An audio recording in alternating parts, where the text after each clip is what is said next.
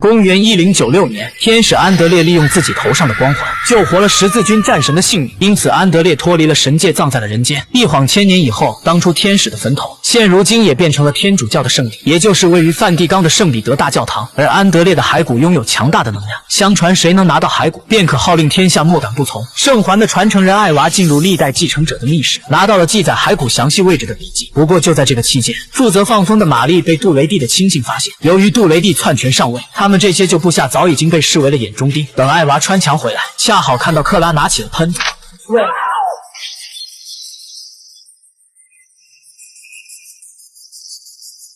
刚才的枪声引来了大量的反叛修女的围攻。通过刚才的勇猛表现，艾娃自尊心爆棚，装出老大的做派，准备上前平事，结果对方根本就不买账，真是哐哐打脸。还好同伴拿出了连发钉书器一顿突突，才让大家化险为夷。与此同时，院长前往了梵蒂冈，试图将杜雷蒂篡权的事汇报给教皇，可没想到会见他的正是杜雷蒂本人。原来教皇因病离世，现在教会政权混乱，都在惦记着教皇的宝贝。文森特推断杜雷蒂有着更大的阴谋，首先他暗杀了上一任修女战士，然后利用调查凶手的借口接管了教会，这样他就有了竞选教皇的资格。如果让他取代了教皇的位置，他就会取出梵蒂冈的骸骨，打开地狱之门。但想在他当选之前拿到骸骨，就必须要穿过6米厚的岩石进入墓室。而以艾娃现在的实力，穿过1.2米的岩石都还很勉强，可为了拯救人类，再难也要尝试。时间已经过去了1刻钟，艾娃也没有出来，在场的人开始紧张。虽然到最后艾娃是成功穿越，不过他却搞错了方向。